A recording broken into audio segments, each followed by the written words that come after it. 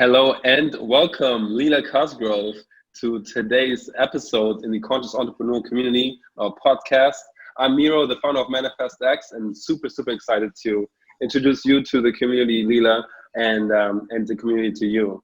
So, Leela, thank you for being here. Will you start us off by sharing a little bit about who you are and what you do? Clearly, you're one of my favorite people on the world because you show up with so much authenticity and just joy, and you always speak the truth.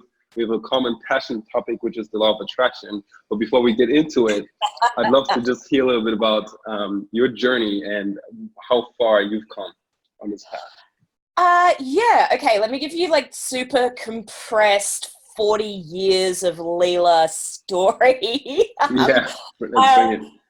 So I grew up in Brisbane, Australia, in, like first world, let's call it first world poverty, right? Like not third world poverty by any stretch of the imagination, but my parents were raising 4 children on a factory. My dad worked on a factory floor. So working class, very working class. And my mother, for my whole life as I was growing up, and all of her friends were professional psychics. So they were very much that sort of born in the late 50s, early 60s, hippie movement, hippie era, new age. I grew up being told to speak to the fairy at the bottom of the garden in the same way other people were taught to talk to Jesus, to pray to Jesus. So like this was sort of my growing up. All of this stuff was very much just a part of my everyday life, just a really normal part of my everyday life. Started tarot reading professionally when I was 16, and sort of doing that work through my late teens and early 20s. Then when I got to kind of my mid-late 20s, I met my first business mentor, and he was working in the companies in Australia that brought over Tony Robbins. So I kind of got to this point where I had these opportunities and I had this realization that I kind of needed to put the spiritual stuff to one side for a moment and really work on the physical, the grounded, the material, the personal development. Because what I saw around me growing up was a lot of people who were very spiritually tapped in, but with terrible wealth consciousness. Yeah. Yes. With a lot of unprocessed trauma. And with all of these things that, yes, they were majorly tapped in and these incredible people, but I grew up poor. I didn't want to be poor. And I didn't see why the spirituality and the poverty had to go hand in hand. That didn't seem growing up around a lot of really poor people, that did not sound noble to me. It didn't look that way to me. So I kind of went on a journey over the next few years. I worked with him for 3 or 4 years, which I consider kind of my apprenticeship years. I was doing a lot of writing of articles and creating information products and stuff like that. In 2009, when I stepped out of working with him, and I really started running my own business on my own terms at that point, started doing seminars. My husband Gulliver came into the business then, that was 3-4 years in, and started working in sales for me. And then over the next few years, we grew the business to 300,000 by about 2011, which was at the point when we started working with Frank Kern. And he taught us kind of the stuff that we needed to know about lead generation that then poured gasoline on the fire because we were already very good at sales, which blew the business up within 18 months to over $1 million, and sort of, at $2 million since then. In about 2015, I sort of realized that I needed to bring back the spiritual elements of what I was doing because I was working with all of these people who were getting incredible financial results in their business. But then we're having these massive meltdowns when they hit anywhere from like $250,000 to 800,000 to, I call it the $1 million meltdown, even if it happens at $250,000, because it's not really about making the money. It's about focusing on the money. It's about striving to make $1 million is what melts you down. Because then when you actually hit it, you realize it doesn't mean anything. So I started bringing the spiritual stuff in because I found that people needed that foundation of faith. They needed that foundation of something larger than them to kind of hold on to during those rough I know it sounds funny to say that making $1 million is like a rough storm period, but if you've ever done that, it really is. It's one of the reasons I kind of laugh about people online who are like, I make $1 million. And I'm like, the fact that you're crowing about that the way you are tells me you don't. I can tell people who do because it's really fucking hard. It's really, you'll be having a full-on meltdown if it's real. So I kind of started bringing that stuff back in 2015. And over the last few years, I've really kind of started melding what I know about high-end sales, making a lot of money, but also my background in spirituality, meditation, ritual magic, bringing kind of all of that stuff together into something new and something a bit different, and really, combining all of that stuff to get the best possible results for people. That's so freaking awesome. I love that you do that, because all of those things really resonate with me. Both, building the business side and growing up around being spiritual, growing up around being poor and having all of those options, but like, hey, this is cool, this is not. And then being willing to be the person to go, I'm going to do both. That's taking me a long time. And even now, I'm working with more entrepreneurs and people who are out here. Some of them, just like you were describing, looking for more fulfillment. Some of them looking for more money, right? But the more we find out, the more I'm learning more about people who are operating at the highest level, is that a lot of them are struggling. It's just just because the money is in the bank account doesn't mean that it feels all happy. And there's expenses, and there's now staff, right? Exactly. And just even look, I've got one client who, Frank Kern once said to me that making $1 million doesn't make you a millionaire. He said, to be a legit millionaire, you need to be able to write me a check today for $1 million. Yeah. And I was like, interesting definition. By that definition, I am not a millionaire. My business turns over a couple of million, but like you said, I don't get to keep all of that, which is really unfortunate. Yeah. I do have this one client, though, who's amazing. She only just turned 30, and when she was 28, 29, she passed that point of literally having $1 million in her bank account.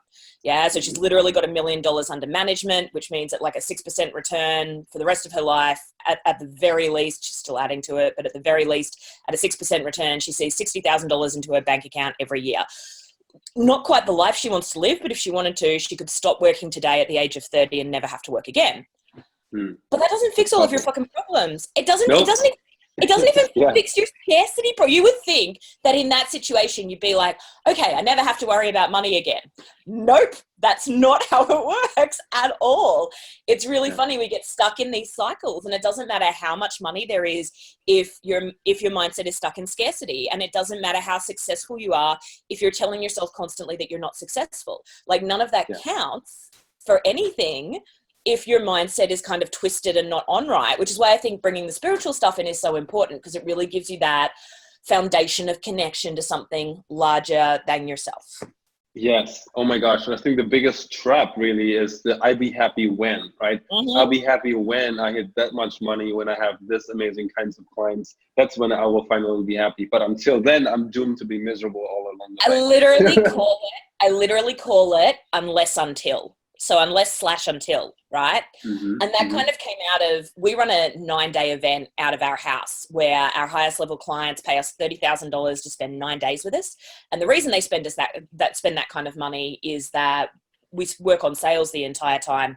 The last event we did, one of the ladies did $1 million in sales, 145 grand in cash in the first 4 or 5 days. So crazy results. So they pay us big money. A few years ago, I had a guy who came to that, and, he was turning over $60,000 a month.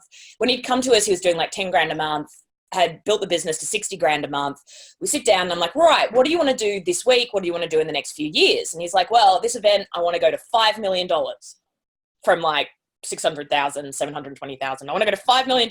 And I'm like, why? And there was just silence. There was just silence because the typical thinking around this stuff is you're making money, good, scale up, make more money. It's like, cool, but why? Why do you want to make $5 million? He's like, well, I'd really like to propose to my girlfriend. And I'm like, what kind of fucking ring are you looking at buying her that you need $5 million? Calm down, dude. I've met your girlfriend. She's really lovely. You don't need that kind of a ring. That's not, she'll be happy. You drop 20 grand on a ring, she'll be blown away. You don't need $5 million. He's like, oh. And then his brother was at the event with him and he's like, oh, well, Ben wants to travel. And I'm like, wait, you need $5 million to travel? where are you staying that you need $5 million to travel? Like, come seriously, around the world ticket is like $3,000, $4,000. What do you need all this money for? Yeah. And when we kind of did it, they realized they were playing this game of putting everything they wanted behind some imaginary, arbitrary wall of amount of money they had to make to do it.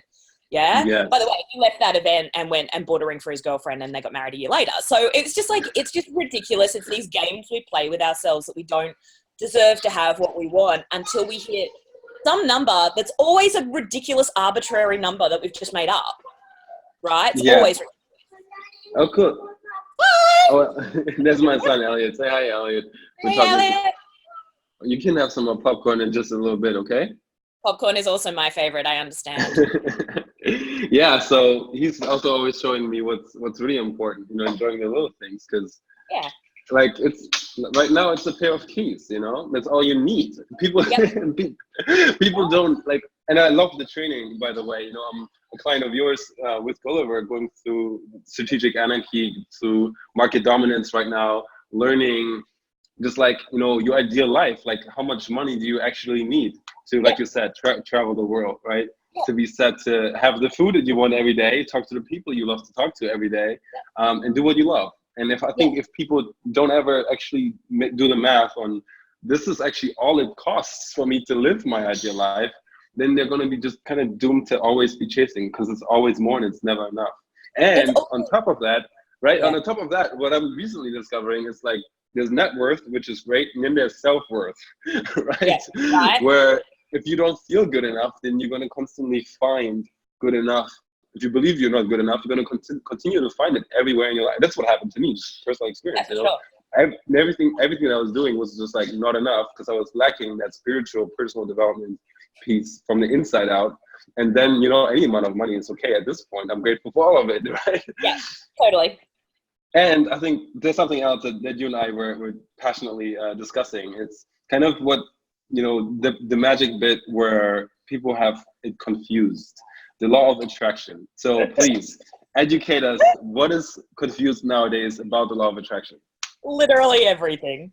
Let's just start with this, okay? So like I said, I come from a heavy foo background, right? Like heavy out there new age background. I live on a farm in southwest Victoria. I have a grove here where I have like a whole altar set up to the Morrigan, who's an ancient Celtic goddess, and like I do ritual magic out there. So understand, it's not like an issue with the out there stuff. I'm totally out there.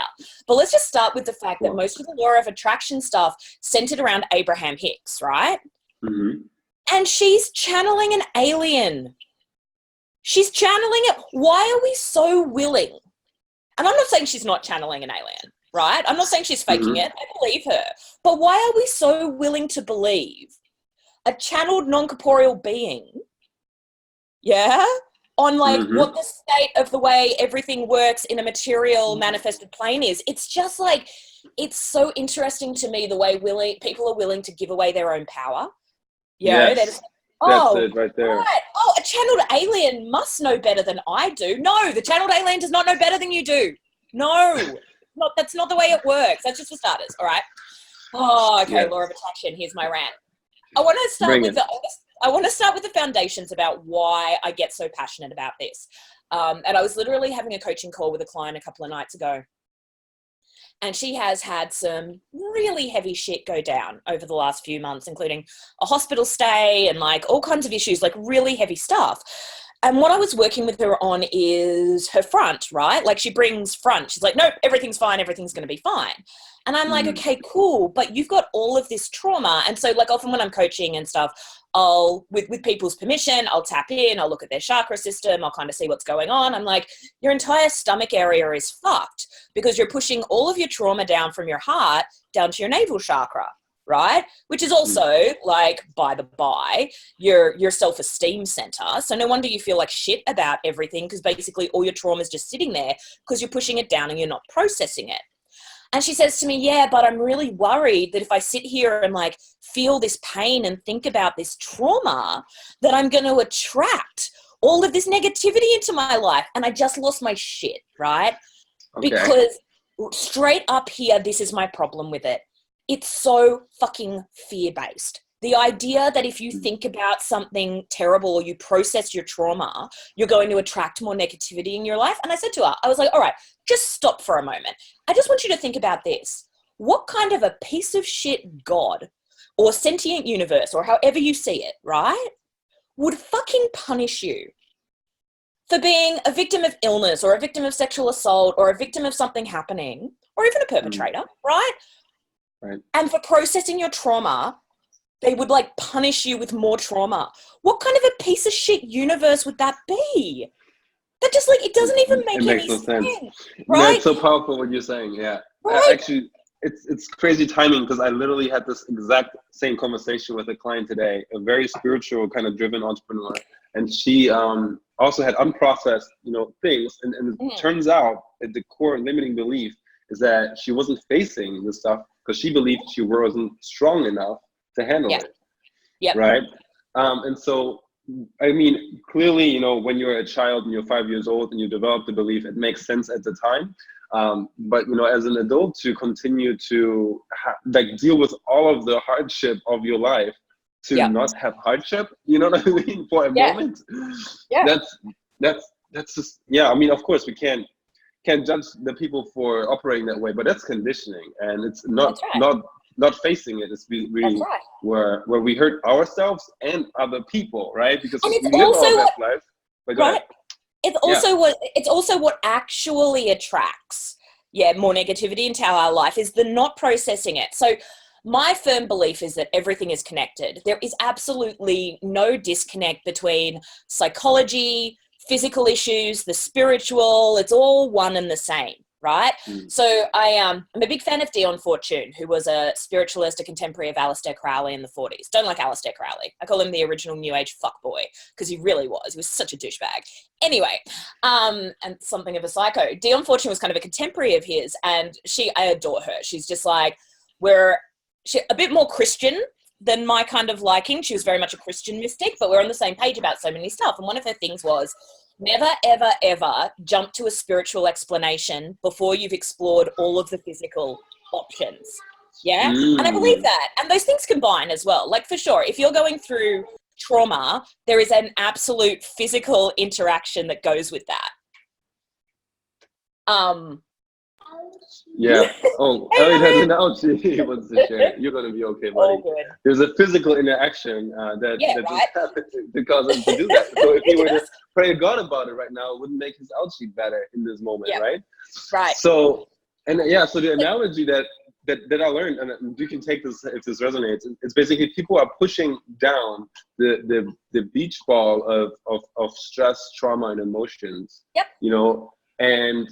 And they think nothing is going to happen. Like nothing bad's going to happen by pushing it there. Well, we know it creates literal physical issues, right? So we know that stress creates literal inflammation in the body. And we know that inflammation and therefore throws off your gut health. We also know that your gut health is the center of your immune system, right? So all of these things interplay. So the more you're pushing down that trauma, the more you are actually going to, not because of the law of attraction, but because of energetically, yes, but physically, the more you are going to attract bad stuff to you because you're not processing the fucking trauma. You've got to process it. You've got to deal with it. And that's this is what I mean. This is my issues around the law of attraction is not that I don't believe in manifesting. I do, right? I mean, ritual magic, for the love of God. I don't believe you can manifest something that's not meant for you. Yeah. I believe that we all I believe in free will. Yeah. So you get to choose your path, but I do believe that there's things that we're here and that we're destined for. And I think I could be as aligned as I wanted to be and manifest like a motherfucker being, Prime Minister of Australia. But that's not my path and it's not what's meant for me. So I could throw all that energy at it and I'd never quite get there. And you know this in your business, right? When you're on a kind of right path, but it's not quite right, you throw all of this energy and money at stuff and you don't get nowhere. You get ahead kind of, but you never quite have that breakthrough moment. Then when you're on the path you're supposed to be, everything just kind of moves and alignment happens and it's like, oh, okay, shit, this is what it feels like. Look, you're lucky if you hit that path and find that alignment 2 or 3 times throughout your career. Yeah, I happen to be on one right now and Stella and I went out to dinner last night and we were just laughing about how it's probably been 7 or 8 years since we've had this level of like flow where everything just fucking works. And it's really amazing, and it's a really amazing feeling. So it's like, so really, happy to hear that. yeah, So it's so cool. It's really, really cool. I really love it. I love the feeling of it. But you know, it's not your whole life. The rest of the time you've just got to work and kind of muddle your way through as best you can. Yeah. Yeah, and it's also trying stuff, right? It's not being Yep. afraid to fail and doing different things. I wonder if this is it on a micro scale. The sort of feeling of flow. I kind of courageously made a post today about entrepreneur depression, and Mhm. and I had so much conversation, discussion around that. I threw out like a crazy statistic that 33% of entrepreneurs thinking about suicide about once a month, and I picked that up from a conversation I was having with someone. I didn't say like, I did the research or surveyed those people personally, but there's this huge discussion around it, and now I ended up on the phone with somebody who's literally going through that process. I was able to help that person, and it was like, okay, cool, because I'm always out. I think we all are, especially when you're in business. You're trying to figure out like what is the message that's going to really resonate with those key people, and constantly finding in that ideal that I can really help, right? Constantly finding and fine tuning that ideal thing. And so I feel like today I had an experience of that, and it's just like you said, like it's not constantly always perfect to be that way, right? It's most of the time right. It's figuring it out, and we're all doing it at like all levels. Like nobody just Absolutely. knows all of it already. That's right. And that's really, really empowering, I think, to hear, especially coming from a leader like you who's moving and been doing it for many years. But yeah, so I want to be really mindful of your time and your gifts too. You've got something really, really special to share with our audience here that I would love to hear more about. And this is more about what you're doing with your business right now. Can you tell me more about that? Yeah, exactly. So this is like the stuff, this is the stuff that, that we've been stepping into over the last few years, but now kind of really heavily. I think I've had a few things happen this year where I've realized it's really time for me to step into this work at a higher level.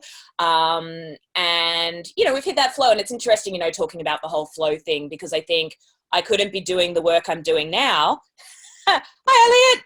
I couldn't be doing the work I'm doing now if it wasn't for the harder times I've been through and the slog I've been through. And I think the moments of unflow are what teach you what you need to know to be able to, when you hit that flow period, be able to do your work at the highest possible level. So I think both are really important. So the work we've been stepping into has been really over the last, sort of this year, is really building out the combination of, 15 years of marketing and sales knowledge, and combining it with the work we do around ritual magic and kind of bringing that in. So my latest program is called Marketing Magic. And yes, it's a combination of how to get your target market right, how to write your copy, how to do marketing, but it's also bringing in that side of the ritual magic stuff. And I like ritual magic over manifestation for a reason. Whether you believe in the energy side of stuff, and I'm going to assume most of your guys who are watching this are probably like into that stuff, given what your community is, they probably believe in the energetic side. But even without it, if you really think about it, the thing about ritual magic is the physicality of it. And I think that's what a lot of stuff misses, right? If you go back to sort of shamanic times, or those periods in history, it's really about engaging your entire body and all of your senses in the process. So ritual includes oil. So you've got an incense. So you've got, your sense of smell. You've got your sense of touch, whether you're using crystals or, a crystal knife or whatever to kind of cast your circle. You've got the visuals, you've got the candles, you've got, the heat from that, like all of those things kind of combine. Really all ritual magic is goal setting. But what I find is both the combination of, calling on, I'm very non-denominational. I have people in my programs who are Christian mystics, who are Muslim mystics, who are like me, like right out there, non-denominational pagans, like kind of whatever you believe. Being able to call upon your angels, being able to call upon God. I like to call upon Isis and the Morrigan. Being able to call upon those energies, but to bring in that physical side of it really locks those goals into your body in a way that just writing down your goals doesn't. And I think rerunning those rituals on like a weekly basis really puts your foot down and says to the universe and to yourself, this is what I want.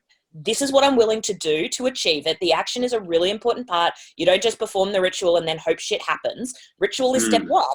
Action is step 2, right? And doing that, like when we're doing our rituals, we do them once a week. So if I've set a ritual to make, you know, $200,000, $300,000 in cash this month, I'll do the ritual and then I'll go away and work like a motherfucker in between. And then I'll come back the next week, set the ritual intention again. But really for me, that's what the ritual stuff is about, really locking it into your body, and bringing it in at a higher level than just saying, okay, I'm going to do this thing. Because once you do that, like we know this, right? When you do something physically, it changes your interaction with it. When you bring that kinesthetic, when you bring in all of the different senses, it changes the way in which your body processes it and locks it in. Yeah. Yes, that resonates with me so much. I want to give you an example of how it's done wrong. You know, I've done a session with the coach before where I would sort of step into the identity of who I want to be and do the visualization, the stepping into kind of thing. And I literally had an opportunity. Like I have never seen myself being a speaker and being on stage before. But then, you know, as a result, I saw someone, you know, who messaged me and said, hey, I've got this opportunity. We can partner on a seminar business. It's like, wow, this never happened to me before. This is amazing, right? But then I was immediately scared and like didn't take the opportunity and like didn't do it, you know?